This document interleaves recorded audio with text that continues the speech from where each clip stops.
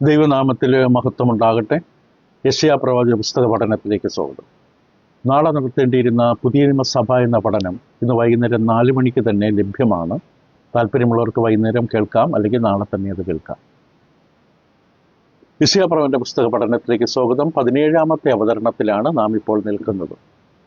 ഈ അവതരണത്തിൽ നാം യെശയ്യാ പ്രവാചകന്റെ പുസ്തകത്തിൻ്റെ 8ാം അധ്യായമാണ് ചുരുക്കമായി കഴിഞ്ഞ തവണ നാം അവതരിപ്പിച്ചു. എന്തായിരുന്നു വിഷയം? യഹൂദ രാജാവായ ആഹാസ് 2 രാജാക്കന്മാരിൽ ആക്രമിക്കപ്പെടുന്നു. ഇസ്രയേലിൽ നിന്ന് ആക്രമണം, അസീറിയയിൽ നിന്ന് ആക്രമണം. ഈ 2 ആക്രമണങ്ങളും താൻ നേരിടുന്ന സമയത്ത് ആഹാസ് വളരെ മോശമായ തെറ്റായൊരു തീരുമാനമെടുത്തു. ദൈവത്തിൽ ആശ്രയിക്കുന്നതിന് പകരം ആഹാസ് അസീറിയയെ ആശ്രയിച്ചു, മറ്റു രാജ്യത്തെ സഹായത്തിനായി ആശ്രയിച്ചു. അതിൻ്റെ ഭവിഷ്യത്താണ് ഇവിടെ അനുഭവിക്കാൻ പോകുന്നത്. ദൈവം തൻ്റെ ജനത്തെ എന്നും സംരക്ഷിക്കുന്നവനാണ്. യഹൂദ ദൈവത്തിൻ്റെ ജനമാണ്, ദൈവമാണ് അവരുടെ സംരക്ഷകൻ. പക്ഷെ ഒരു പ്രതികൂലം കടന്നു വരുന്ന സമയത്ത്, ഒരു ബുദ്ധിമുട്ട് കടന്നു വരുന്ന സമയത്ത് നമ്മൾ അറിയാതെ വെളിപ്പെടുത്തും നാം ദൈവത്തെ തന്നെയാണോ ആശ്രയിക്കുന്നത്. നാം പലപ്പോഴും നമ്മുടെ പ്രശ്നങ്ങൾക്ക്, പ്രതികൂലങ്ങൾക്ക് ഉത്തരം കാണാൻ വേണ്ടി ദൈവത്തെ തൽക്കാലം മറക്കും. വെളിച്ചപ്പാടത്തികളുടെ അടുക്കിലേക്കും ശുദ്രക്കാരുടെ അടുക്കിലേക്ക്, മറ്റുള്ളവരുടെ അടുക്കിലേക്ക് നമ്മൾ തിരിയാറുണ്ട്. കാര്യങ്ങൾ സാധിക്കണം എന്നതുപോലെ ആഹാസിൻ്റെ അബദ്ധം പറ്റി. ആഹാസ് ഈ രാജാക്കന്മാരെ ആശ്രയിച്ചു. അപ്പോൾ രാജാവിൻ്റെയും ജനത്തിൻ്റെയും അവിശ്വസ്തത നിമിത്തം വലിയ മാരകമായ ഭവിഷ്യത്താണ് രാജ്യത്തിന് സംഭവിക്കുന്നത്. അപ്പോൾ 8ാം അധ്യായത്തിൻ്റെ ആദ്യത്തെ 4 വാക്യങ്ങൾ ഇപ്പോൾ അവർ നേരിടുന്ന ഭവിഷ്യത്തിനെ കുറിച്ചാണ് ആദ്യം യെശയ്യാവ് സംസാരിച്ചത്. യഹോവ എന്നോട് കൽപ്പിച്ച, നീ ഒരു വലിയ പലക എടുത്ത് സാമാന്യ അക്ഷരത്തിൽ മഹേർ ശലാൽ ഹാസ് ഭാഷ നെയ്തുക. ഞാൻ ഊരിയ പുരോഹിതനെയും യബര്യാഖിൻ മകനായ സക്രിയാവിയും എനിക്ക് വിശ്വസ്ത സാക്ഷികളാക്കി വയ്ക്കും.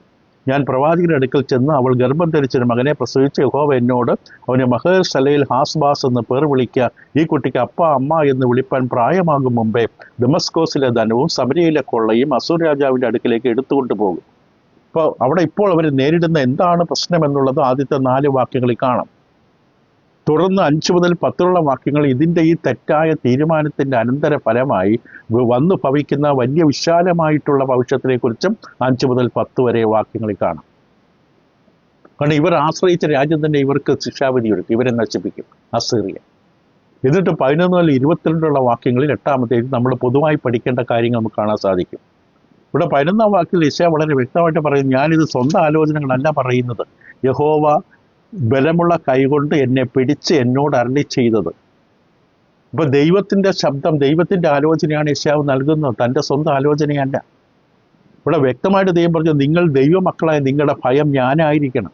നിങ്ങളുടെ ചുറ്റുമുള്ള ശത്രുക്കൾ എത്ര ഉന്നതവും ഉഗ്രവുമായാലും, എത്ര വലിയവരായാലും നിങ്ങളുടെ ഭയം എപ്പോഴും ഞാനായിരിക്കണം. ഞാൻ തന്നെ നിങ്ങളുടെ ഭയവും ഭീതിയുമായിരിക്കണം. ഇവിടെ ഭയം എന്ന വാക്കുകൊണ്ട് അർത്ഥം ദൈവത്തിൻ്റെ ഉന്നതമായിട്ടുള്ള ബഹുമാനത്തോടുകൂടി, ആദരവോടുകൂടി ദൈവത്തെ നമ്മൾ കാണുക എന്നുള്ളതാണ്, ദൈവത്തെ ഭയപ്പെടുക എന്നുള്ളത്. ഇതാണ് ഈ പുസ്തകത്തിൻ്റെ അടിസ്ഥാനമായ വിവരങ്ങൾ നമ്മൾ ഏകദേശം കഴിഞ്ഞ പാഠത്തിൽ നമ്മൾ ചിന്തിച്ചത്. അപ്പോൾ ഇന്ന് നമുക്ക് അതിൻ്റെ രത്ന ചുരുക്കം എന്താണ്, ഈ അധ്യായം നമുക്ക് നൽകുന്ന പാഠം എന്താണ്. അപ്പോൾ ഇവിടെ യെശയ്യാവിന് തൻ്റെ ഒരു മകനെ ജനിക്കാൻ പോകുന്നു. ആ മകൻ്റെ പേര് തന്നെ ഒരു സന്ദേശമാണ്, മഹേർ ശലാൽ ഹാസ്ബാസ്. അപ്പോൾ ആ മകന് നൽകപ്പെട്ട പേര് യഹൂദ ജനത്തോട് ദൈവം സംസാരിക്കാനുള്ള സന്ദേശമാണ്. അതാണ് ഇവിടെ ഉദ്ദേശിക്കുന്നത്. ആ കുഞ്ഞ് സ്വന്തം അപ്പനെയും അമ്മയെയും അപ്പ അമ്മ എന്ന് വിളിക്കാൻ പ്രായമാകുമ്പോൾ തന്നെ ദൈവം പറഞ്ഞു, നിങ്ങൾ ഭയപ്പെടുന്ന ശത്രുവിനെ ഞാൻ തകർത്തു തരും. നിങ്ങൾ ഭയപ്പെടുന്ന, നിങ്ങളെ കീഴടക്കുമെന്ന് നിങ്ങൾ പേടിക്കുന്ന ശത്രുവിനെ ഞാൻ തോൽപ്പിക്കും. അതാണ് ആ പേര് കൊണ്ട് ഉദ്ദേശിച്ചത്. ഇവിടെ നമ്മൾ പഠിക്കേണ്ട ചില പാഠങ്ങളുണ്ട്. പ്രായോഗിക തലത്തിൽ ഈ അധ്യായത്തിൽ നമ്മൾ പഠിക്കേണ്ട പാഠം, ഇത് ചരിത്രപരമായ ഒരു വിഷയമാണ്. പക്ഷെ ഇന്ന് നമ്മൾ ഈ വചനത്തിലൂടെ പഠിക്കേണ്ട പാഠം, ഒന്ന്, ദൈവം നമ്മെ ഓർമ്മപ്പെടുത്തുന്ന ദൈവത്തിൻ്റെ വിശ്വസ്തതയാണ്. ദൈവത്തിൽ ആശ്രയിച്ച് നിന്നാൽ ദൈവം നമ്മെ തക്ക സമയത്ത് ഉയർത്തും, വിടുവിക്കും, ശത്രുവിനെ തോൽപ്പിക്കും. ഇപ്പം ഈ ഒരു പ്രവചനം ദൈവം വ്യക്തമായി ഓർമ്മിപ്പിക്കുന്നത്, എൻ്റെ വിശ്വസ്തത നിങ്ങൾ മനസ്സിലാക്കുക. നിങ്ങൾ എന്നെയാണ് അന്വേഷിക്കുന്നതെങ്കിൽ നിങ്ങൾ ഭയപ്പെടുന്ന ശത്രുവിനെ ഞാൻ കീഴടക്കും. ഈ കുഞ്ഞിന് പ്രായമാകുന്ന മുമ്പതിനെ ഞാൻ കീഴടക്കും. അതിന് 2 സാക്ഷികളെ കൂടെ ദൈവം കൊടുത്തു, ഉരിയയെയും സക്രിയാവിനെയും. അപ്പോൾ ഈ പ്രവചനത്തിൻ്റെ വിശ്വാസ്യത, സത്യസന്ധത അത് നിവൃത്തിയാകുന്ന ഉറപ്പാണ് ഈ രണ്ട് സാക്ഷികൾ. ഏത് കാര്യവും രണ്ട് സാക്ഷികളാൽ ഉറപ്പാക്കപ്പെടും എന്നൊക്കെ പഴയ നിയമമാണ്. യോഹന്നാന്റെ സുവിശേഷം 10:35 കർത്താവ് യേശുക്രിസ്തു ഇപ്രകാരം പറയുകയുണ്ടായി. യോഹന്നാൻ 10:35. ഇവിടെ ക്രിസ്തുവിന്റെ വാക്കുകൾ ഇങ്ങനെയാണ്: തിരുവെഴുത്തിന് നീക്കം വന്നുകൂടായല്ലോ. തിരുവെഴുത്തൊരിക്കലും നീങ്ങിപ്പോകില്ല. ആകാശ ഭൂമി നീങ്ങിപ്പോകും. പക്ഷെ ദൈവത്തിന്റെ വചനം, ദൈവത്തിന്റെ വാക്കുകൾക്ക് ഒരിക്കലും മാറ്റം വരില്ല. അത് തീത്തോസിന്റെ പുസ്തകത്തിൽ പൗലോസും തീത്തോസിലൂടെ പറഞ്ഞു, ദൈവം പോഷ്കില്ലാത്ത ദൈവമാണ്. ദൈവം തൽക്കാലം സമാധാനിപ്പിക്കാൻ വേണ്ടി കള്ളം പറയില്ല. ദൈവം പോഷ്കില്ലാത്ത ദൈവമാണ്. ഇപ്പൊ ദൈവത്തിന്റെ വചനം പോലെ ഉറപ്പുള്ള മറ്റൊന്നില്ല. ബൈബിൾ അതിനെ പാറ എന്നാണ് പറയുന്നത്. ദൈവത്തിന്റെ വചനത്തിൽ നിൽക്കുക എന്ന് പറഞ്ഞാൽ പാറപ്പുറത്ത് കയറി നിൽക്കുകയാണ്. അത് സുരക്ഷിതമാണ്. അപ്പോൾ ഒന്നാമത് നമ്മൾ മനസ്സിലാക്കേണ്ടത് ദൈവത്തിന്റെ വിശ്വസ്തതയെ ഓർമ്മിപ്പിക്കുകയാണ്. രണ്ടാമത് ദൈവം നമുക്ക് ബോധ്യപ്പെടുത്തി തരുന്നത് ദൈവം പാപത്തിന് വിരോധിയാണ്. ദൈവം പാപം വെറുക്കുന്നു. ഇതും ദൈവം വ്യക്തമായി കാണിച്ചു തരും. പിന്നെ ആഹാസിന്റെ തീരുമാനം തെറ്റാണ്. ദൈവത്തിന് അത് അനുകൂലമല്ല ആ തീരുമാനം. ഈ രണ്ട് രാജ്യങ്ങൾ, അതായത് അരാം, അതായത് മറ്റൊരു പേര് സിറിയ, മറ്റൊരു രാജ്യം ഇസ്രയേൽ. ദൈവം, ഞാൻ ഈ രാജ്യത്തിൻ്റെ കൂടെ നിൽക്കില്ല. നിങ്ങളെ ആക്രമിക്കാൻ വരുന്ന ശത്രുവിൻ്റെ കൂടെ ഞാൻ നിൽക്കില്ല. കാരണം അവർക്ക് എന്നെ വേണ്ട. എൻ്റെ ആലോചന അനുസരിച്ചല്ല നിങ്ങളെ ആക്രമിക്കുന്നത്. അതുകൊണ്ട് ഞാൻ അവരുടെ കൂടെ ഉണ്ടാകില്ല. ദൈവത്തിൻ്റെ നടത്തിപ്പും പരിപാലനവും നായകത്വവും തള്ളിക്കളഞ്ഞ അവർ സ്വന്തം വഴിയെ പോകുന്നവരാണ്. ദൈവം ഒരിക്കലും അവിടെ കൂടെ നിൽക്കില്ല. ദൈവത്തിൻ്റെ ആലോചനയും പരിപാലനവും വചനവും പിൻപറ്റാത്ത ഒരാളുടെ കൂടെയും ദൈവം ഉണ്ടാകില്ല. ദൈവം പറയുന്ന കാര്യങ്ങൾ ചെയ്താൽ ദൈവം പറഞ്ഞാൽ ഞാൻ നിങ്ങളുടെ കൂടെ ഉണ്ടാകും. ദൈവം ഒരിക്കലും പാപത്തിന് തുണ നിൽക്കില്ല. പാപം ചെയ്യാൻ നമ്മളെ സഹായിക്കില്ല. ദൈവം അതിനെതിരാണ്. പാപത്തിന് വിരോധിയാണ് ദൈവം. ദോഷം കണ്ടുകൂടാതെ നിർമ്മല ദൃഷ്ടിയുള്ളവനാണ് ദൈവം. മറ്റാരൊക്കെ നമ്മളെ സഹായിച്ചാലും, നമ്മുടെ പാപജീവിതത്തെ ആരൊക്കെ പിന്തുണച്ചാലും ദൈവം പിന്തുണയ്ക്കില്ല. ദൈവം പാപത്താൽ പ്രലോഭിപ്പിക്കപ്പെടില്ല, താൻ ആരെയും പ്രലോഭിക്കുന്നുമില്ല. യാക്കോബ് 1:13. ദൈവം ഒരാളെയും പ്രലോഭിപ്പിക്കുന്നില്ല, പരീക്ഷിക്കുന്നില്ല. ദൈവത്തെ ആർക്കും പ്രലോഭിപ്പിക്കാനും പറ്റില്ല. ദൈവത്തിൻ്റെ സ്വഭാവത്തിന് വിരോധമാണ് പാപമെന്നുള്ളത്. ദൈവം ആ പാപത്തെ നശിപ്പിക്കുക തന്നെ ചെയ്യും. മൂന്നാമതായിട്ട് നമ്മൾ മനസ്സിലാക്കേണ്ട കാര്യം, ദൈവമെന്നും പഠിപ്പിക്കുന്ന ദൈവമാണ്. ടീച്ചിങ് ഗോഡാണ്. ദൈവത്തിൻ്റെ പദ്ധതിയിൽ ഉപദേശത്തിനൊരു പ്രാധാന്യമുണ്ട്. ഇപ്പോൾ ഈ മഹാർ ഷലേൽ ഹാസ്ബാഷ് എന്ന പേര് ഈ കുഞ്ഞിന് നൽകുമ്പോൾ, യശ്യാവിൻ്റെ കുഞ്ഞാണ്, ഈ കുഞ്ഞിന് നൽകുമ്പോൾ അത് ജനത്തിൻ്റെ മുമ്പാകെ ഒരു ഉപദേശമാണ്. ജനത്തിന് മുമ്പാകെ ഒരു സന്ദേശമാണ്. ദൈവം എപ്പോഴും ഉപദേശിക്കുന്ന ദൈവമാണ്. എപ്പോഴും നമ്മൾ പറയുന്ന ദൈവമാണ്. ദൈവത്തിൻ്റെ കൂടെയുള്ള ഓരോ നിമിഷവും ദൈവം നമ്മോട് എന്തൊക്കെയോ പറയുന്നുണ്ട്. ദൈവത്തിന് നമ്മളെ ഉപദേശിക്കാൻ ചില കാര്യങ്ങളുണ്ട്. തന്നെ അവർ ഉപേക്ഷിച്ചാൽ ദൈവം അവരുടെ മുമ്പിൽ സത്യം അറിയിക്കുകയാണ്. ആഹാസ് ദൈവത്തിലേക്ക് നോക്കാതെ ഈ രാജാവിനെ ആശ്രയിച്ചപ്പോഴും ദൈവം ആഹാസിനോട് സംസാരിക്കുകയാണ്. നാം ദൈവമക്കളായി നമ്മൾ പലപ്പോഴും ദൈവം പറയുന്നത് കേൾക്കാൻ താല്പര്യമില്ല, മുഖം തിരിച്ച് കളയുമ്പോഴും ദൈവം നമ്മുടെ കൂടെ നിന്ന് സംസാരിക്കുന്നുണ്ട്. നമ്മുടെ ചില കാര്യങ്ങൾ പറയുന്നുണ്ട്. നമ്മളെ തിരിച്ച് നേടാൻ വേണ്ടി ദൈവം നമ്മുടെ കൂടെ പ്രവർത്തിക്കുന്നുണ്ട്. ദൈവം ഒരിക്കലും മനുഷ്യന് നൽകി തന്ന ധാർമ്മികമായ തിരഞ്ഞെടുക്കുവാനുള്ള അവകാശത്തെ ലംഘിക്കില്ല. നമുക്ക് തിരഞ്ഞെടുക്കാനുള്ള അവകാശം തന്നിട്ടുണ്ട്. മനുഷ്യനെ ദൈവം സൃഷ്ടിച്ച ആ വിധത്തിലാണ്. ദൈവം അതിന് വിരോധമായി ഒരിക്കലും പ്രവർത്തിക്കില്ല. ഇപ്പം ഇവിടെ വളരെ വ്യക്തമായിട്ട് സാധിക്കുക. അപ്പോൾ ദൈവത്തിന് വേണ്ടത് ബോധമില്ലാത്ത, ചിന്തിക്കാൻ കഴിയില്ലാത്ത മനുഷ്യരെയല്ല, പാവകളെയല്ല. പാവയ്ക്ക് ചിന്തിക്കാൻ കഴിയില്ല. അത് കീ കൊടുത്താൽ അത് കൈയടിക്കും, ചലിക്കും. അങ്ങനെയല്ല ദൈവം മനുഷ്യനെക്കുറിച്ച് ആഗ്രഹിക്കുന്നത്. നമ്മൾ ചിന്തിക്കണം, മനനം ചെയ്യണം. മനുഷ്യൻ്റെ വാക്കിൻ്റെ അർത്ഥം തന്നെ അതാണ്. ആലോചിക്കണം, നിരൂപിക്കണം, ഗ്രഹിക്കണം, കൂട്ടിക്കുറയ്ക്കണം. നമ്മൾ ചിന്തിച്ച് മനസ്സിലാക്കണം, എന്താണ് ഞാൻ ഇപ്പോൾ തീരുമാനമെടുക്കേണ്ടത് ഇത്. നമ്മൾ തീരുമാനമെടുക്കാനുള്ള കഴിവ് നമുക്ക് തന്നിട്ടുണ്ട്. ദൈവം ആഗ്രഹിക്കുന്ന മനസ്സുകൊണ്ട് മനഃപൂർവ്വമായി തനിക്ക് വേണ്ടി സമർപ്പിക്കപ്പെട്ട തൻ്റെ ജനത്തെയാണ്. തൻ്റെ ഹിതപ്രകാരം അവർ ആ തരത്തിൽ തീരുമാനങ്ങൾ എടുത്ത് തന്നോട് അനുരൂപപ്പെടണമെന്നാണ് ദൈവം ആഗ്രഹിക്കുന്നത്. നമ്മുടെ തീരുമാനങ്ങളുടെ ആകത്തുകയാണ് നമ്മുടെ ജീവിതം. ഒരുപക്ഷെ ഈ കുഞ്ഞിന് വേണമെങ്കിൽ പറയാം, എനിക്ക് ഈ പേര് വേണ്ട, എനിക്ക് പേര് ഇഷ്ടമല്ല എന്ന് വേണമെങ്കിൽ പറയാം. ഇത് വളരെ പ്രയാസപ്പെടുന്ന പേര്, ഇത്ര നീണ്ട പേരുമാണ്. ഇത് ആകെപ്പെട്ട സങ്കടകരൊരു പേരാണിത്. ഇത് നാശത്തെ കുറിക്കുന്നൊരു പേരാണിത്. പക്ഷെ അത് വേറെ തരത്തിൽ നമ്മൾ ചിന്തിച്ച് നോക്കാം. നമ്മുടെ ജീവിതം അല്ലെങ്കിൽ നമ്മുടെ പേര് ദൈവത്തിൻ്റെ സന്ദേശം വഹിക്കുന്ന ഒരു പേരാകുക എന്ന് പറഞ്ഞതൊരു പദവിയല്ലേ. എൻ്റെ പേര് വിളിക്കുമ്പോഴും പരാമർശിക്കപ്പെടുമ്പോഴും ദൈവത്തിൻ്റെ ഇടപാടിനെ ലോകം അറിയുകയല്ലേ. ആ തരത്തിൽ ചിന്തിക്കുമ്പോൾ അതൊരു അനുഗ്രഹമാണ്. ഇപ്പോൾ ഉദാഹരണത്തിന് നമുക്കറിയാം, ക്രിസ്ത്യാനി എന്ന പേര് കൊണ്ട് അർത്ഥമുണ്ട്. ഓരോ ദിവസം ആ പേര് നമ്മോട് സംസാരിക്കുകയാണ്. ഞാൻ ആരാണ്? ഞാൻ ആരുടേതാണ്? ഞാൻ ക്രിസ്തുവിൻ്റേതാണ്. ലോകത്തിൽ വേർപെട്ടവനാണ്. ഞാൻ ക്രിസ്ത്യാനി എന്ന് പറയപ്പെടുമ്പോൾ, നമ്മൾ ചിന്തിക്കുമ്പോൾ നമുക്കത് വലിയൊരു അനുഗ്രഹമാണ് നൽകുന്നത്. എന്നതുപോലെ ഈ വ്യക്തിയുടെ പേര്, ആ വ്യക്തി ദിനം തോറും ആ പേര് അനുഭവിക്കുക. ദൈവത്തിൻ്റെ വിശ്വസ്തത, ദൈവം തൻ്റെ ജനത്തോട് സംരക്ഷിക്കുന്നതിനെ കുറിച്ചൊക്കെ സംസാരിക്കുന്ന പേരാണ്. അപ്പോൾ നമുക്ക് നൽകപ്പെട്ട പേര് അനുസരിച്ച്, ക്രിസ്ത്യാനി എന്ന പേരനുസരിച്ച് നമ്മൾ ജീവിക്കാൻ ശ്രമിക്കുക എന്നുള്ളതാണ് വേണ്ടത്. അപ്പോൾ നമ്മുടെ ചുറ്റുമുള്ളവർക്ക് അത് മനസ്സിലാക്കേണ്ടി വരും. പറഞ്ഞ പോയിന്റ് ഇതാണ്: നമുക്ക് തന്നിരിക്കുന്ന തിരഞ്ഞെടുക്കാനുള്ള അവകാശത്തെ, പ്രാപ്തിയെ ദൈവം ലംഘിക്കില്ല. പക്ഷെ ഇവിടെ എന്ത് ചെയ്തു? യെശയ്യാവ് വ്യക്തമായി, നിങ്ങൾ ദൈവത്തെ തള്ളിക്കളഞ്ഞു.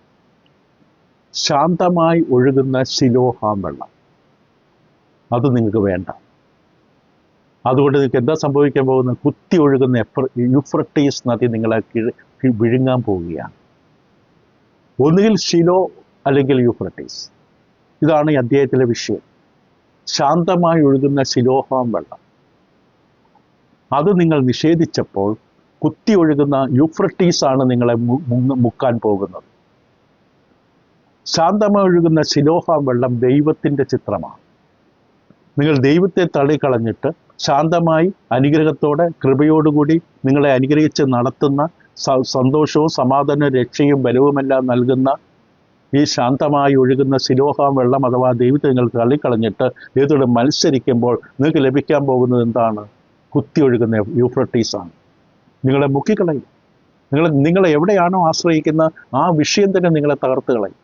നിങ്ങൾ പലപ്പോഴും തൽക്കാലം രക്ഷപ്പെടാൻ എവിടെയെങ്കിലും ആശ്രയിക്കും. പക്ഷെ അത് തന്നെയായിരിക്കും നമുക്ക് നാശമാകുന്നത്. ഈ വെള്ളം നിങ്ങളുടെ കഴുത്തോളം, 8-ാമത്തെ വാക്യം പറയുന്ന ഇപ്രകാരമാണ്. യെശയ്യാപ്രവചന പുസ്തകത്തിന്റെ 8-ാം അധ്യായത്തിന്റെ 8-ാം വാക്യം പറയുന്ന, അത് യഹൂദയിലേക്ക് കടന്ന് കവിഞ്ഞൊഴുകി കഴുത്തോളം എത്തും. നിങ്ങളുടെ കഴുത്ത് വരെ ഈ വെള്ളം മുക്കിക്കളയും. നിങ്ങൾ ആരെയാണ് ആശ്രയിക്കുന്നത് അത് നിങ്ങളെ കഴുത്തിന് പിടിച്ച് ഞെരിക്കും. അപ്പം നിങ്ങളെ തന്നെ ഏൽപ്പിച്ചു കൊടുത്ത് നിങ്ങൾ അതിനെ ആശ്രയിച്ചപ്പോൾ അത് നിങ്ങളെ നശിപ്പിക്കാതെ പോകില്ല എന്ന അർത്ഥമാണ് അവിടെ വരുന്നത്. അപ്പം ഈ ഒരു പ്രവചനം, അതിന് ചില താക്കീതുകളുണ്ട്. അതോടൊപ്പം മുൻകൂട്ടി ചില കാര്യങ്ങൾ ഓർമ്മിപ്പിക്കുകയുമുണ്ട്, പ്രഡിക്ഷൻസുമുണ്ട്. ഇതെങ്ങനെയാണ് നമ്മൾ സ്വീകരിക്കേണ്ടത്? നമ്മുടെ ജീവിതത്തിൽ ഇങ്ങനെ ഒരു താക്കീതുകൾ ദൈവം തരുമ്പോൾ, നമ്മുടെ മുമ്പിൽ തിരഞ്ഞെടുക്കാനുള്ള അവസരം തരുമ്പോൾ എന്താ നാം ചെയ്യേണ്ടത്? ഇന്ന് പഠിക്കേണ്ട പ്രായോഗിക പാഠങ്ങൾക്കാണ് ഇന്ന് പ്രാധാന്യം. ഒന്നാമത്, നാം ദൈവത്തിൻ്റെ താക്കീതുകൾ കേൾക്കണം. ദൈവം പറയുന്ന താക്കീതുകൾ കേൾക്കണം. ദൈവം നശിപ്പിക്കുന്നതിന് മുമ്പ് തീർച്ചയായിട്ടും താക്കീതുകൾ തരുന്ന ദൈവമാണ്. ക്രോധകലശം ഒഴിക്കുന്നതിന് മുമ്പ് ദൈവം തീർച്ചയായിട്ടും കാഹളമൂതും. നമ്മൾ ചെവി തുറന്ന് കേട്ടാൽ, ശരിക്കും ഹൃദയം കൊണ്ട് കേൾക്കുകയാണെങ്കിൽ നമുക്ക് കേൾക്കാൻ പറ്റും നമ്മോട് ദൈവം പറയുന്ന താക്കീതുകൾ. മുൻകൂട്ടി തന്നെ ദൈവം പറയും, അവിടെ ദൈവത്തിനറിയാൻ നാം വീഴാൻ പോവുകയാണ്, ഞാൻ പിൻവാങ്ങാൻ പോവുകയാണ്, പിന്തിരിയാൻ പോവുകയാണ്. ഇത് മുൻകൂട്ടി കാണാം. അതുകൊണ്ട് ദൈവം നേരത്തെ താക്കീത് തരും. പക്ഷെ അതിന് നമ്മൾ വചനത്തെ ശ്രദ്ധയോടെ കേൾക്കണം. ദൈവനുമായി വായന വേണം, വചനവും ശ്രദ്ധിക്കുകയും വേണം. ഇവിടെ ഇതാ ദൈവം താക്കീത് കൊടുക്കുകയാണ്.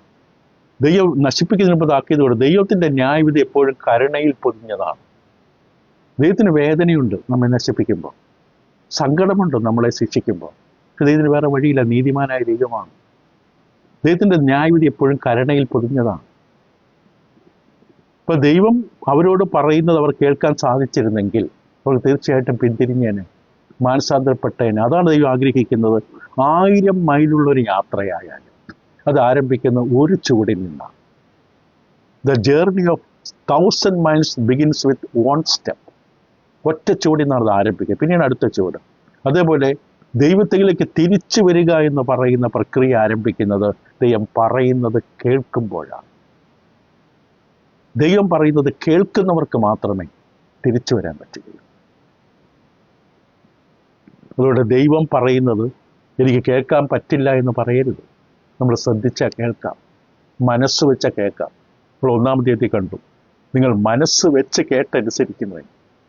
രണ്ടാമത്, 1-ാമത് താക്കീതുകൾ കേൾക്കണം. രണ്ടാമത്, അര കെട്ടിക്കൊള്ളണം. ഇവിടെ ആവർത്തിച്ച് പറയുന്നുണ്ട്, 2 പ്രാവശ്യം ആവർത്തിച്ച് പറയുന്നുണ്ട്. 9-ാം വാക്യത്തിൽ ഇവിടെ പറയുന്നത്, ജാതികളെ കലഹിപ്പിൻ, തകർന്നു പോകുവിൻ, സകല ദൂരദിക്കുകളുമായുള്ളവരെ ശ്രദ്ധിച്ചു കൊള്ളുവിൻ, അര കെട്ടിക്കൊള്ളുവിൻ, തകർന്നു പോകുവിൻ, അര കെട്ടിക്കൊള്ളുവിൻ. അര കെട്ടിക്കൊള്ളുക എന്നൊരു പ്രയോഗം ഇവിടെ കാണാം. കാരണം പഴയ കാലത്തെ ജനങ്ങളുടെ വസ്ത്രം, മെയിൽ വസ്ത്രം എന്ന് പറഞ്ഞ കാൽ വരെ നീണ്ടു കിടക്കുന്ന വളരെ ലൂസായിട്ടുള്ള ഒരു വസ്ത്രമാണ് പുറമേ ധരിക്കുന്നത്. അത് പലപ്പോഴും ഒരു കാര്യത്തിട്ട് ഇറങ്ങി ഓടണമെങ്കിൽ അത് ആ വസ്ത്രം ഇങ്ങനെ പൊക്കിയെടുത്ത് ബെൽറ്റിൻ്റെ അകത്ത് തിരികെ വെക്കണം. മുടിയനാപത്തം തിരിച്ചു വരുമ്പോൾ അപ്പൻ ഓടുന്നത് അങ്ങനെയാണ്. അങ്ങനെ തിരികെ വെച്ചാൽ മാത്രം ഓടാൻ പറ്റുകയുള്ളൂ. ആ അർത്ഥമാണ് ഇവിടെ പറയുന്നത്, ആരെ കെട്ടിക്കൊള്ളുക എന്ന് പറഞ്ഞാൽ ഒരുങ്ങി നിൽക്കും, ഗെറ്റ് റെഡി, തയ്യാറായി നിൽക്കും. ന്യായവിധിയുടെ സന്ദേശം നമ്മെ ചിലപ്പോൾ ഉണർത്തും, പിടിച്ചു കുലുക്കും. അത് വരുന്നതിന് വേണ്ടി ഒരുങ്ങി നിൽക്കും. നീ തിരിഞ്ഞില്ല എങ്കിൽ, മനസ്സാന്തപ്പെട്ടില്ലെങ്കിൽ നശിപ്പിക്കുന്ന ന്യായവിധി വരികയാണ്. ഒരുങ്ങി നിൽക്കും. ഇപ്പം രണ്ടാമത് നമ്മൾ ശ്രദ്ധിക്കേണ്ടത് അര കെട്ടിക്കൊടുക്കുക. മൂന്നാമത് ഇവിടെ പറയുന്നത് തകർന്നു പോകും. ഈ സന്ദേശം ഒരു പക്ഷേ നമ്മളെ തകർക്കും. 3 തവണ 9-ാം വാക്യം നമ്മൾ വീണ്ടും വായിച്ചാൽ, തകർന്നു പോകുവീൻ, സകല ദൂരദിക്കുകളുമായുള്ളവരെ ശ്രദ്ധിച്ചുകൊള്ളുവീൻ, അര കെട്ടിക്കൊള്ളുവീൻ, തകർന്നു പോകുവീൻ, അര കെട്ടിക്കൊള്ളുവീൻ, തകർന്നു പോകുവീൻ. ദൈവം നമ്മളെ തകർക്കാൻ നമ്മളെ അനുവദിക്കണം. ഇവിടെ ഉദ്ദേശിക്കുന്ന ഒരു പാത്രം, നല്ല മനോഹരമായൊരു വേസ്, ഒരു ബൗള് കയ്യിൽ നിന്ന് താഴെ വീണാൽ 10-12 കഷ്ണങ്ങളായി ചിലപ്പോൾ ചിതറിപ്പോകും. അത് വളരെ വ്യക്തമായും കാണാൻ സാധിക്കും. ഇവിടെ പറയുന്നത് അത് തന്നെയാണ്. നമ്മുടെ ഹൃദയം തകരണം. ഹൃദയത്തിൻ്റെ ആത്മാർത്ഥമായി ദൈവനം കേൾക്കുമ്പോൾ സത്യസന്ധമായി ആത്മാർത്ഥമായൊരു പ്രതികരണം ഉണ്ടാകണം. നമ്മൾ പലപ്പോഴും ചൊവ്വാഴ്ച ക്ലാസ്സിൽ കേട്ടതുപോലെ നമ്മൾ ശരിക്കും കേട്ടറിയുന്നുണ്ടോ, ശരിക്കും കേൾക്കുന്നുണ്ടോ? നമ്മൾ കേൾക്കുന്നു എന്ന് പറയുന്നതാണോ ശരിയായി ദൈവം ഉദ്ദേശിക്കുന്ന കേൾവി? നമ്മൾ കേൾക്കുന്ന എന്താണോ നമ്മൾ അറിയുന്നുണ്ടോ? ദൈവം എൻ്റെ പാപത്തെ എന്നോട് സംസാരിക്കുമ്പോൾ കാണിച്ചു തരുമ്പോൾ ഞാൻ തകർന്നു പോകുന്നുണ്ട്. തകർന്നും നുറുങ്ങിയുമുള്ള ഹൃദയമാണ് ദൈവം നിരസിക്കാത്ത ഹൃദയം. ഇവിടെ ദൈവം ആവശ്യപ്പെടുന്നതാണ്, നിങ്ങളുടെ ഹൃദയം തകർക്ക്. അതിനുള്ള സന്ദേശമാണ് നിങ്ങൾക്ക് തരുന്നത്. നിങ്ങൾക്ക് എൻ്റെ മുമ്പിൽ ഇരുന്നാൽ നിങ്ങൾക്ക് എൻ്റെ ശബ്ദം കേൾക്കാൻ സാധിച്ചാൽ നിങ്ങളുടെ ഹൃദയം തകരും. ഒരു ആത്മീയ ഹൃദയം അങ്ങനെയാണ്. ഇതിൻ്റെ താക്കീതുകൾ കേൾക്കുമ്പോൾ തകരും. ഇപ്പം ഇവിടെ ഉടനീളം നമുക്ക് ആവർത്തിച്ച് ഊന്നൽ കൊടുക്കുന്ന സന്ദേശം ഇത്രയേ ഉള്ളൂ: മാനസാന്തരം. ഒരു ആത്മീയ ഹൃദയം, ദൈവത്തിൻ്റെ വചനം താക്കീത് കേൾക്കുന്ന ഒരു ഹൃദയം, പാപബോധമുള്ള ഒരു ഹൃദയം, ദൈവത്തിൽ എളിമപ്പെടുന്ന ഒരു ഹൃദയം, അത് മാനസാന്തരത്തിൻ്റെ ഹൃദയമാണ്. അതാണ് ഇവിടെ തകർന്നു പോകുകയെന്ന് പറഞ്ഞു. അപ്പോൾ ദൈവത്തിൻ്റെ ഈ ന്യായവിധിയുടെ സന്ദേശത്തോട് എങ്ങനെയാണെന്ന് ഒരാൾ പ്രതികരിക്കേണ്ടത്? അപ്പോൾ അത് നാം ആദ്യം ശ്രദ്ധിക്കുന്ന ഹൃദയത്തോടെ കേൾക്കണം. എൻ്റെ ഹൃദയം ഹൃദയപൂർവ്വമാണ് കേൾക്കേണ്ടത്. ഹൃദയം കൊണ്ടാണ് കേൾക്കേണ്ടത്, ചെവി കൊണ്ടല്ല. ഹൃദയവും മനസ്സുകൊണ്ട് കേൾക്കണം. ശരിക്കും കേൾക്കണം. എന്താ പറയുന്നത്? തീരുമാനമെടുക്കുന്ന ഹൃദയമുണ്ടാകും. കേൾക്കുന്നത് കേട്ടാൽ തീരുമാനമെടുക്കും. അനുതാപത്തിൻ്റെ ഹൃദയം വേണം. ചെയ്ത തെറ്റ്, പറ്റിയ കുറവ്, ബലഹീനതകളെ സമ്മതിക്കണം, അനുദപിക്കണം. അതാണ് കേൾവി എന്നുകൊണ്ട് ഉദ്ദേശിക്കുന്നത്. നാം തീരുമാനിക്കണം. ശീലോഹം വെള്ളം വേണോ, തകർക്കുന്ന യൂഫ്രട്ടീസ് നദി വേണം? ദൈവം വേണോ, മനുഷ്യൻ വേണോ? നമ്മൾ തീരുമാനിക്കണം. നാം നദിയിലേക്കല്ല പോകുന്നത്, നദി നമ്മുടെ അടുക്കലേക്ക് വരാൻ പോവുകയാണ്. നാം എന്തിൽ ആശ്രയിക്കുന്നു അത് നമ്മുടെ അടുക്കലേക്ക് വരും, നമ്മളെ കൊല്ലാൻ, മുക്കിക്കൊല്ലാൻ. ശീലോഹം വെള്ളം ശാന്തമായി ഒഴുകുന്നതാണ്. അവിടെ സമൃദ്ധി, രക്ഷയും അനുഗ്രഹവും സമ്പന്നതയുമാണ് ദൈവം. മറ്റേ നമ്മൾ ദൈവത്തെ തള്ളിക്കളഞ്ഞു പോകുന്നത്, ആ നദി നമ്മുടെ അടുക്കിലേക്ക് കുത്തി ഒഴുകി വരും, നമ്മളെ മുക്കിക്കളയും. പക്ഷെ തീരുമാനം നമ്മുടേതാണ്. ശാന്തമായി ഒഴുകുന്ന ശിലോഹം വെള്ളം വേണോ, തകർത്തൊഴുകുന്ന യൂഫ്രട്ടീസ് നദി വേണോ? തീരുമാനം നമ്മളോട് ദൈവം പറയുകയാണ്. നമ്മൾ എടുക്കണം തീരുമാനം. 8-ാമത്തെ ഇതിൻ്റെ 11-22 നമ്മളെ പഠിപ്പിക്കുന്ന പാഠം എന്താണ്? ഏത് പ്രതിസന്ധിയിലും എടുത്തണിയേണ്ട പടച്ചട്ട. യെശയ്യാവിടെ വളരെ വ്യക്തമായിട്ട് 11-ാം വാക്യത്തിൽ പറയുന്നത്, ഞാൻ ഈ പറയുന്നത് എൻ്റെ സ്വന്തം ആലോചന നമ്മൾ ഒരിക്കൽ വായിച്ചതാണ്, ഇതിൽ ഒരിക്കൽ കൂടി ഒന്ന് വായിക്കട്ടെ. യഹോവ ബലമുള്ള കൈകൊണ്ട് എന്നെ പിടിച്ച് എന്നോട് അരുളി ചെയ്തത്. അപ്പോൾ എനിക്ക് എൻ്റെ നിയന്ത്രണം പോലും ഇല്ല. ഇവിടെ ദൈവം എന്നോട് അരുളി ചെയ്യുകയാണ്. ഇത് ഞാൻ പറയുന്നതല്ല, എൻ്റെ തീരുമാനങ്ങളല്ല, എൻ്റെ പ്രതിഫലനങ്ങളല്ല. ഇത് ദൈവം എന്നോട് പറയുകയാണ്. എന്നിട്ട് അവരോട് പറഞ്ഞു, നിങ്ങൾ ചുറ്റുമുള്ള ജനത്തിൻ്റെ വഴി നടക്കാതിരിക്കേണ്ടതിന്, നിങ്ങൾ ചുറ്റുമുള്ള ജനത്തിൻ്റെ വഴിയിലല്ല നടക്കുന്നത്. നിങ്ങൾ ദൈവമക്കളാണെങ്കിൽ നിങ്ങൾക്കൊരു വഴിയുണ്ട്, നിങ്ങൾക്കൊരു ജീവിത ശൈലിയുണ്ട്. മറ്റുള്ളവരുടെ പോലെ ഡിസൈൻ ചെയ്ത വസ്ത്രമല്ല, നിങ്ങൾക്ക് നിങ്ങളുടേതായൊരു ജീവിതമുണ്ട്. അതായിരിക്കണം നിങ്ങൾ ധരിക്കേണ്ടത്. ഉദാഹരണമാണ്, ഇവിടെ പ്രതികൂല കാര്യങ്ങൾ വരുന്നു. നിങ്ങളെ തന്നെ അരക്കി കെട്ടി ഈ പ്രതികൂലത്തിൻ്റെ, പ്രയാസത്തിൻ്റെ ഭയാനകമായ കാലങ്ങൾ വരുമ്പോൾ നിങ്ങൾ മറ്റുള്ളവരെ നോക്കി ജീവിക്കല്ലേ. നിങ്ങൾ നിങ്ങളെ തന്നെ ഒരുങ്ങി നിൽക്കുക. അപ്പോൾ നമ്മൾ അടുത്ത് ശ്രദ്ധിച്ചാൽ ദൈവം എന്താണ് അവരോട് പറയുന്നത്? ഒരു പ്രത്യേക പാചക വിധി പോലെ, റെസിപ്പി പോലെ, രുചിക്കൂട്ട് പോലെ ഇരുണ്ട കാലങ്ങൾ വരുമ്പോൾ, ദുരന്തങ്ങൾ നമ്മുടെ ചുറ്റും വന്ന് മൂടുമ്പോൾ എങ്ങനെയാണ് ജീവിക്കേണ്ടത്? അവിടെ രണ്ട് കാര്യങ്ങൾ പ്രധാനമായിട്ട് കാണാം, അല്ലെങ്കിൽ മൂന്ന് കാര്യങ്ങൾ നമുക്ക് കണ്ടെത്താൻ കഴിയും. ഒന്ന്, ഭയപ്പെടരുത്. നിങ്ങൾ ഭയപ്പെടരുത്. ഇവിടെ വ്യക്തമായി പറഞ്ഞു, നിങ്ങൾ ഭയപ്പെടരുത്. ഒന്നാമത് പറഞ്ഞു, ഈ ജനം കൂട്ടുകെട്ടെന്ന് പറയുന്നതിനൊക്കെ 12-ാം വാക്യം, കൂട്ടുകെട്ടെന്ന് നിങ്ങൾ പറയരുത്. അവർ ഭയപ്പെടുന്നതിനെ നിങ്ങൾ ഭയപ്പെടരുത്. ദൈവമക്കൾ ആദ്യം ചെയ്യേണ്ടത്, ഇരുണ്ട കാലങ്ങൾ വരുമ്പോൾ, പ്രതികൂലങ്ങൾ വരുമ്പോൾ, ശത്രു വരുമ്പോൾ ഒന്നാമത് ചെയ്യേണ്ടത് ഭയപ്പെടരുത്. ചെങ്കടലിന്റെ മുമ്പിൽ നിൽക്കുമ്പോൾ ദൈവം മോശയിലൂടെ അവരോട് നിങ്ങൾ പേടിക്കരുത്. പേടിച്ച വീഴും. അത് വാഹനം ഓടിക്കുമ്പോഴാണെങ്കിൽ, എന്ത് ചെയ്യുമ്പോഴാണ്, ഒരു വിലയേറിയ പാത്രം, ഡിന്നർ സെറ്റ് കയ്യിലെടുത്ത് താങ്ങി മറ്റു മുറിയിലേക്ക് കൊണ്ടുപോകുമ്പോൾ പേടിച്ചിട്ടാണെങ്കിൽ താഴെ വീണ് എപ്പം പൊട്ടിയെന്ന് ചോദിച്ചാൽ പേടിക്കരുത്. ഒന്നാമത് ദൈവം പറയും, നിങ്ങൾ ഭയപ്പെടരുത്. വിശ്വസ്തരായ ദൈവമക്കൾ ഒഴിവ് നിങ്ങൾ ഭയപ്പെടരുത്. നിങ്ങളുടെ ചുറ്റുമുള്ള ആൾക്കാരുടെ കൂട്ടുകെട്ട് കണ്ട് ഭയപ്പെടരുത്. അവരവിടെ പോയി ഇവരിവിടെ പോയി ഭയപ്പെടരുത്. നീ ദൈവത്തെ മാത്രം ഭയപ്പെടണം. ദൈവം ഏൽപ്പിച്ച സത്യവചനത്തെ മാത്രം മുറുകെ പിടിച്ചുകൊണ്ട് ദൈവത്തെ ഭയപ്പെടണം. ദൈവത്തെ യഥാർത്ഥമായി ബഹുമാനിക്കുകയും സ്നേഹിക്കുകയും ചെയ്യുന്നുണ്ടെങ്കിൽ ഒന്നിനെയും ആരെയും ദൈവമക്കൾക്ക് ഭയപ്പെടേണ്ടതില്ല. അതാണ് 13-ാം വാക്യം പറയുന്നത്, സൈന്യങ്ങളുടെ യഹോവയെ ശുദ്ധീകരിപ്പീൻ, അവൻ തന്നെ നിങ്ങളുടെ ഭയവും നിങ്ങളുടെ ഭീതിയുമായിരിക്കട്ടെ. ദൈവമായിരിക്കട്ടെ, ദൈവത്തിൻ്റെ സത്യം വചനം, ദൈവത്തിൻ്റെ വചനം, ദൈവമായിരിക്കട്ടെ നിങ്ങളുടെ ഭയം. അവിടെ കൂട്ടുകെട്ട് കണ്ട് പേടിക്കല്ലേ, അവിടെ സഖ്യത കണ്ട് പേടിക്കല്ലേ. അവരെല്ലാം ഇപ്പോൾ ഒറ്റക്കെട്ടാൻ നിൽക്കണം. അതുകൊണ്ട് എന്താ, ദൈവത്തോടു കൂടി ഒരു വ്യക്തി, ഈ ലോകത്തിലെ മുഴുവൻ മനുഷ്യർ ഒറ്റക്കെട്ടായി നിന്നാലും ആ ഒരു വ്യക്തിയെ തോൽപ്പിക്കാൻ പറ്റില്ല. എന്നാൽ അവൻ്റെ കൂടെയുള്ള ദൈവമാണ്. അപ്പോൾ ആരെ ഭയപ്പെടുന്നു? കർത്താവിനെ പഠിപ്പിച്ചിട്ട് ആരെ നിങ്ങൾ ഭയപ്പെടും ഞാൻ കാണിച്ചു തരാം. നിങ്ങളെ ശരീരത്തെ കൊല്ലുന്ന മനുഷ്യരെ അല്ല ഭയപ്പെടേണ്ടത്. ദേഹത്തെ ദേഹിയും ഒരേപോലെ നരകത്തിൽ കൊല്ലാൻ കഴിയുന്നവനെ ഭയപ്പെടാൻ പറയും. അപ്പം ദൈവം തന്നെ ആയിരിക്കട്ടെ നിങ്ങളെ ഭീതിയും ഭയവും. രണ്ട് വാക്ക്, ഭീതിയും ഭയവും. രണ്ടാമത് പറഞ്ഞത്, ദൈവത്തെ നിങ്ങൾ സാങ്ച്വറിയാക്കി മാറ്റുക. ഒരു എന്നാൽ അവൻ ഒരു വിശുദ്ധ മന്ദിരമായി. എന്നാൽ ഭയപ്പെടാതിരുന്നാൽ, ചുറ്റുമുള്ള കൂട്ടുകെട്ടുകളും മനുഷ്യരെയും കണ്ട് ഭയപ്പെടാതിരുന്നാൽ ദൈവം പറഞ്ഞു, അവൻ ഒരു വിശുദ്ധ മന്ദിരമായിരിക്കും. വിശുദ്ധ മന്ദിരം, സാങ്ച്വറി എന്ന വാക്കാണ് ഇംഗ്ലീഷിൽ. അത് സങ്കേതമാണ്, നമ്മളെ സംരക്ഷിക്കുന്ന, നമ്മളെ ഒരു കവചം പോലെ നമ്മളെ പൊതിഞ്ഞു നിർത്തുന്ന ഒന്നാണ് ഈ വിശുദ്ധ മന്ദിരം. അപകടത്തിൽ നിന്നും, ദുരന്തത്തിൽ നിന്നും, വേദനയിൽ നിന്നുമെല്ലാം ദൈവത്തിന്റെ ജനത്തെ സംരക്ഷിക്കുന്ന ഉറപ്പ് വരികയാണ്. പക്ഷെ അതിന് നാം എന്ത് ചെയ്യണം? അവൻ്റെ കൈവെള്ളയിലിരിക്കണം. അവൻ്റെ കൈവെള്ളയിലിരിക്കണം. അപ്പോൾ അവൻ നമ്മെ ചേർത്ത് പിടിക്കും. അല്ലെങ്കിൽ എന്ത് സംഭവിക്കുമെന്ന് അവിടെ പറയും. അവൻ വിശുദ്ധ മന്ദിരമായിരിക്കും. എങ്കിലും വിശ്രയഗ്രഹത്തിന് രണ്ടിനും അവൻ്റെ ഇടർച്ചക്കല്ലും തടങ്കൽപ്പാറയും ഒരു കുടുക്കും കെണിയുമായിരിക്കും. ദൈവത്തിൻ്റെ കൈകളിൽ നമ്മൾ കയറിയിരുന്നില്ലായിരിക്കും.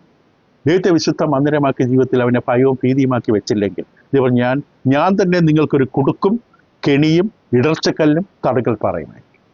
ഒരേ ദൈവം തന്നെയാണ്. തന്നെ ആശ്രയിക്കുന്ന വിശ്വസിക്കുന്നവർക്ക് ഒരേ സമയത്ത് വിശുദ്ധ മന്ദിരം, സാങ്ച്വറി, കവചം, കോട്ട. അല്ലെങ്കിൽ ഞാൻ തന്നെ നിങ്ങൾ കുടുക്കും കെണിയുമായി. ദൈവം വ്യക്തമായിട്ട് പറയുകയാണ്. ദൈവം എന്ന കവചത്തിനകത്തിരുന്നാൽ എന്താണ് അനുഭവം എന്നുള്ളത് സങ്കീർത്തനക്കാരൻ 46-ാം സങ്കീർത്തനത്തിൻ്റെ 1 മുതൽ 3 വാക്യത്തിൽ വ്യക്തമായിട്ട് പറയും. ഒന്ന് കേൾക്കാൻ. 46-ാം സങ്കീർത്തനം. ദൈവം നമ്മുടെ സങ്കേതവും ബലവുമാകുന്നു. കഷ്ടങ്ങളിൽ അവൻ ഏറ്റവും അടുത്ത തുണയായിരിക്കുന്നു. അതുകൊണ്ട് ഭൂമി മാറിപ്പോയാലും, പർവ്വതങ്ങൾ കുലുങ്ങി സമുദ്രമധ്യേ വീണാലും, അതിൻ്റെ വെള്ളം ഇരച്ചു കലങ്ങിയാലും, അതിൻ്റെ കോപം കൊണ്ട് പർവ്വതങ്ങൾ കുലുങ്ങിയാലും നാം ഭയപ്പെടുകയില്ല. ഇത് സത്യമായ കാര്യങ്ങളാണ്. ഇതിൻ്റെ പരിശീലനമാണ് ഭൂമിയിലെ ജീവിതം. ശത്രുക്കളെയും കരടിയും സിംഹത്തെയും പ്രതികൂലങ്ങൾ നമ്മുടെ മുമ്പ് ദൈവം കൊണ്ട് അനുവദിക്കുമ്പോൾ ദൈവം നമ്മളെ പഠിപ്പിക്കുന്ന പാഠം ഇതാണ്. ഞാനിവിടെ നിൽപ്പുണ്ട്, ശിലോഹം. അത് എൻ്റെ അടുക്കൽ വരുമോ, നിങ്ങൾ യൂഫ്രട്ടീസിലേക്ക് പോകുമോ? മൂന്നാമത് അവിടെ പറയുന്ന മറ്റൊരു കാര്യം, ഞാനോ യാക്കോബ് ഗൃഹത്തിൽ തൻ്റെ മുഖം മറച്ചളഞ്ഞ് യഹോവയ്ക്കായി കാത്തിരിക്കുകയും പ്രത്യാശിക്കുകയും ചെയ്യും. 17-ാം വാക്യം. ദൈവസന്നിധിയിൽ കാത്തിരിക്കണം, അനുസരണത്തോടെ കാത്തിരിക്കണം. അതാണ് പ്രധാനം. 16-ാം വാക്യം കൊണ്ട്, സാക്ഷ്യം പൊതിഞ്ഞു കെട്ടുക, എൻ്റെ ശിഷ്യന്മാരുടെ ഉപദേശം മുദ്രയിട്ട് വയ്ക്കുക. ഞാനോ യാക്കോബ് ഗൃഹത്തിന് തൻ്റെ മുഖം നമുക്ക് ദൈവത്തിൻ്റെ മുഖം കാണാൻ പറ്റുന്നില്ല. ദൈവം ഇടപെടുന്ന നമുക്ക് അറിയാൻ പറ്റുന്നില്ല. ഞാൻ മറന്നു നിൽക്കുന്ന പോലെ അവസ്ഥയാണ്. പക്ഷെ എന്നിലും യശയ്യാ പറയുകയാണ്, ഞാൻ യഹോവയ്ക്കായി കാത്തിരിക്കുകയും പ്രത്യാശിക്കുകയും ചെയ്യും. ചോദിക്കുന്നതോടെ ദൈവം ഉത്തരം പറഞ്ഞൊന്നും വരില്ല. ചില കാര്യങ്ങൾക്ക് വേണ്ടി പ്രാർത്ഥിച്ച ഉടനെ ഉത്തരം പോലും കിട്ടില്ല. ദൈവ മുമ്പിൽ ദൈവമക്കൾ എപ്പോഴും കാത്തിരിക്കണം. അബ്രഹാം 25 വർഷം കാത്തിരുന്നു. യെശയ്യാവ് നന്നായിട്ട് ഓർമ്മിപ്പിക്കുകയാണ്, പ്രതികൂലങ്ങൾ, പ്രയാസങ്ങൾ, ബുദ്ധിമുട്ടുകൾ മുമ്പിൽ വന്ന് നിൽക്കുകയാണ്. പക്ഷെ നിങ്ങൾ ദൈവത്തിൽ മറിഞ്ഞിരിക്കും, ദൈവത്തെ കാത്തിരിക്കും, അവൻ്റെ ശക്തിയിൽ ആശ്രയിക്കും, അവൻ്റെ ബലത്തിൽ ആശ്രയിക്കും. ഇപ്പം കാത്തിരിക്കുക എന്ന് പറഞ്ഞാൽ അത് ദൈവവചനപ്രകാരം കാത്തിരിക്കണം, ദൈവഹിതപ്രകാരം അതാണ് 20-ാം വാക്യം പറയുന്നത്. ഉപദേശത്തിനും സാക്ഷ്യത്തിനും വരുവീൻ, അവർ ഈ വാക്കുപോലെ പറയുന്നില്ല എങ്കിൽ അവർക്ക് അരുണോദയം ഉണ്ടാകുകയില്ല. ഇപ്പൊ ദൈവസന്നിധിയിൽ കാത്തിരിക്കുക എന്ന് പറഞ്ഞാൽ അവൻ്റെ വചനത്തെ അന്വേഷിച്ച്, വചനത്തെ അവൻ്റെ ഹിതത്തിനനുസരിച്ച് കാത്തിരിക്കണം. അത് വളരെ പ്രധാനം. അപ്പോൾ 3 കാര്യങ്ങൾ നമ്മൾ കണ്ടു. ഇരുണ്ട കാലങ്ങൾ, ബുദ്ധിമുട്ടുകൾ, കഷ്ടപ്പാടുകൾ. 1, ഭയപ്പെടുക. വളരെ പ്രധാനമാണ് അത്. ഭയപ്പെടരുത്. ഭയപ്പെടുത്തുന്നതാണ് സാത്താൻ്റെ പണി. അത് രോഗം വരുമ്പോൾ, പ്രതികൂലം വരുമ്പോൾ, ആൾക്കാർ നമുക്കെതിരെ കൂട്ടുകെട്ട് കൂടുമ്പോൾ, പലതും പറയുമ്പോൾ ഭയപ്പെടരുത്. മനുഷ്യരെ ഒരിക്കലും ഭയപ്പെടരുത്. ബഹുമാനിക്കണം, സ്നേഹിക്കണം, പക്ഷെ ഭയപ്പെടരുത്. ഭയപ്പെടുന്ന ദൈവത്തെ ആയിരിക്കും. 2ാമത്, ദൈവം നമ്മുടെ വിശുദ്ധ മന്ദിരം, നമ്മുടെ സങ്കേതം ദൈവമായിരിക്കും. അതിൻ്റെ അകത്ത് കയറി വിളിച്ചിരിക്കും. ദൈവം നമ്മളെ പൊതിഞ്ഞു നിർത്തും. 3, ദൈവസന്നിധിയിൽ കാത്തിരിക്കുക. അത് വളരെ ആവശ്യമാണ്. കാത്തിരിക്കുമ്പോൾ ദൈവഹിതപ്രകാരമാണ് നമ്മൾ കാത്തിരിക്കുന്നത്. അപ്പോൾ ജീവിതത്തിൽ ഇരുണ്ട വശങ്ങളിലേക്ക് നമ്മൾ നോക്കുമ്പോൾ, പ്രതികൂലങ്ങളും സങ്കടങ്ങളും വേദനകളും കഷ്ടങ്ങളും മുമ്പിൽ വരുമ്പോൾ എങ്ങനെയാണ് നമ്മൾ നമ്മളെ തന്നെ ഒരുക്കേണ്ടതെന്ന് കാണിച്ചിരിക്കുകയാണ്. കുറേ പ്ലാസ്റ്റർ, ബാൻഡേഡ് കയ്യിൽ വാങ്ങിച്ചു വെച്ചിട്ട് കാര്യം. നമുക്ക് വേണ്ടതൊരു പടച്ചട്ടയാണ്. അതാണ് യെശയ്യാവ് നമുക്ക് വേണ്ടി തരുന്നത്. ഒരു പടച്ചട്ട അണിയിക്കുകയാണ്. ഈ പ്രതികൂലത്തിന് നടുവിൽ നിങ്ങൾ എങ്ങനെയായിരിക്കണം? അവനോടൊപ്പം ചേർന്ന് നിൽക്കണം. അപ്പോൾ നിങ്ങൾക്ക് സംരക്ഷണവും സങ്കേതവും കോട്ടയും കവചവുമാകും. കഷ്ടങ്ങൾ ഏറ്റവും അടുത്ത തുണയായിരിക്കും. ഭാവിയെക്കുറിച്ച് പേടിക്കേണ്ട കാര്യമില്ല. അപ്പോൾ ഇവിടെ നമ്മൾ പറഞ്ഞ് അവസാനിപ്പിക്കും. ഈ അധ്യായം വളരെ പ്രധാനപ്പെട്ട ഒരു അധ്യായമാണ്. പ്രായോഗികമായി വളരെ അനുഗ്രഹമായ അധ്യായമാണ്. ഇവിടെ ഇവരെന്താ സംഭവിച്ചത്? ഇവരെന്താ ചെയ്തത്? 6-ാമത്തെ വാക്യം ഓർമ്മിപ്പിക്കുന്നത് പോലെ, ഈ ജനം സാവധാനത്തോടെ ഒഴുകുന്ന സിലോഹ വെള്ളത്തെ നിരസിച്ച് രസീനിലും രമല്യാവിൻ്റെ മകളിലും സന്തോഷിക്കുന്നുകൊണ്ട് അത് കാരണത്താൽ തന്നെ യഹോവ നദിയിലെ ബലമേറിയ പെരുവെള്ളത്തെ അസൂർ രാജാവിനെയും അവൻ്റെ സകല മഹത്വത്തെയും തന്നെ അവരുടെ മേൽ വരുത്തും. എന്നിട്ട് അത് എന്ത് ചെയ്യും? അത് അതിൻ്റെ എല്ലാ തോടുകളിലും പൊങ്ങി അതിൻ്റെ എല്ലാ കരകളെയും കവിഞ്ഞൊഴുകും. അത് യഹൂദയിലേക്ക് കടന്ന് കവിഞ്ഞൊഴുകി കഴുത്തോളം എത്തും. നമ്മൾ ആശ്രയിച്ച് തന്നെ നമ്മളെ ഞെക്കിക്കൊല്ലും. ദൈവത്തെ തള്ളിക്കളഞ്ഞിട്ട് എന്തിനെയാണോ ആശ്രയിക്കുന്നത് അവിടെ നമ്മൾ ബുദ്ധിമുട്ടും. അനേകർക്ക് പറ്റുന്ന അബദ്ധമാണത്. ദൈവത്തെയും ദൈവത്തിൻ്റെ സഭയെ നഷ്ടപ്പെടുത്തി നശിപ്പിച്ചിട്ട് ഉപേക്ഷിച്ചിട്ട് പോകുമ്പോൾ രക്ഷപ്പെട്ടെന്ന വിചാരം. പക്ഷെ അവർ കഴുത്തോളവരെ ഞെക്കിക്കൊല്ലുന്നില്ല. ആ അവസ്ഥയിൽ അവർ കൊണ്ട് ചെന്നിരിക്കുകയാണ്. ഇവിടെ ശീലോഹ എന്ന് പറഞ്ഞ അർത്ഥം തന്നെ ശാലോം എന്ന വാക്കിൽ നിന്നാണ്, സമാധാനം.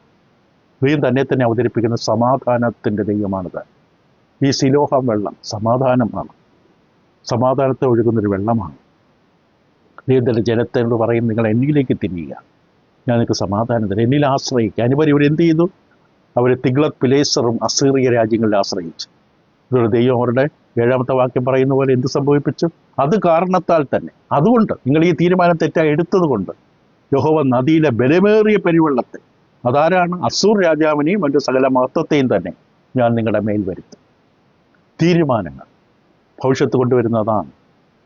അസീറിയ രാജാവിനെ കുറിച്ചാണ് ഈ ആലങ്കാരിക പ്രയോഗം. അസീറിയ യൂഫ്രട്ടീസ് നദീരത്തുള്ള രാജ്യമാണ്. അസീറിയയുടെ തലസ്ഥാനമാണ് നിനവ. അത് ടൈഗ്രീസിൻ്റെ നദീരത്തുള്ളതാണ്. കാരണം പരസ്പരം ചേർന്ന് കിടക്കുകയാണ്. അതിൻ്റെ വടക്കൻ സ്ഥലങ്ങൾ ടൈഗ്രീസ്, യൂഫ്രട്ടീസ്, അത് അസീറിയക്കാർ ഭരിച്ച സ്ഥലങ്ങളാണ്. അപ്പോൾ ഇവരോട് പറയുന്നത്, നിങ്ങളെ അസീറിയക്കാർ തന്നെ നിങ്ങളെ തകർത്ത് കളയും. നിങ്ങളിപ്പോൾ കഴുത്തോളം വെള്ളം പൊങ്ങിക്കഴിഞ്ഞാൽ നീന്തൽ അറിയില്ലെങ്കിൽ എന്തു ചെയ്യും? അവിടെയാണ് ഇമ്മാനുവൽ എന്ന പേര് വരുന്നത്. 8-ാം വാക്യത്തിൽ കഴുത്തോളം എത്തും അതിൻ്റെ വിടർന്ന ചിറക്, ഇമ്മാനുവേലേ നിന്റെ ദേശത്തിൻ്റെ വീതിയെ മൂടും.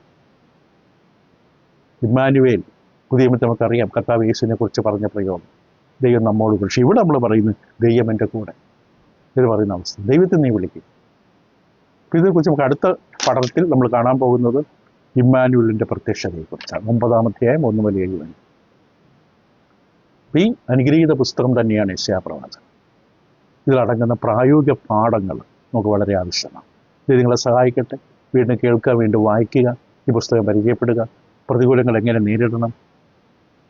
ഒരു പ്രശ്നം നമ്മുടെ മുമ്പിൽ നമ്മളെ ചുറ്റും വന്ന് നിൽക്കുമ്പോൾ, ദുരന്തം വന്ന് വാതിക്കെ നിൽക്കുമ്പോൾ എന്ത് ചെയ്യണം? ഒന്നാമത് ഭയപ്പെടരുത്. ദൈവത്തെ നമ്മുടെ വിശുദ്ധ മന്ദിരമായി അവൻ്റെ സങ്കേതത്തിൽ, ദൈവം എന്ന സങ്കേതത്തിനകത്ത് കയറിയിരിക്കുക. അവന് വേണ്ടി കാത്തിരിക്കുക. അത് വളരെ പ്രധാനമായിട്ടുള്ളൊരു പാഠമാണ്. മനുഷ്യരെക്കുറിച്ച് പേടിക്കരുത്. ദൈവം നമ്മോട് പറയുമ്പോൾ താക്കീതുകൾ കേൾക്കണം. ആരെ കെട്ടിക്കൊള്ളണം. ദൈവത്തിന് വനത്തിൻ്റെ ഹൃദയം നുറുക്കണം. ദൈവം നമ്മളെ സഹായിക്കും. ദൈവം എന്നും പഠിപ്പിക്കുന്ന ദൈവമാണ്. ദൈവം പാപം വെറുക്കുന്ന ദൈവമാണ്. ദൈവം ഒരിക്കലും പാപത്തിന് കൂട്ടുനിൽക്കില്ല. ദൈവത്തിൻ്റെ ഹിതത്തിനെതിരായി എത്ര പേര് സംഘം ചേർന്നാലും ദൈവം ഒരിക്കലും പാപത്തിന് കൂട്ടുനിൽക്കില്ല. ദൈവം വിശ്വസ്തനാണ്. ദൈവം വിടുവിക്കുമെന്ന് പറഞ്ഞാൽ ദൈവം വിടുവിക്കും. പക്ഷെ നമ്മൾ കാത്തിരിക്കണം. ദൈവം നിങ്ങളെ സഹായിക്കട്ടെ. പ്രോഗ്രാം എടുത്തപാട്.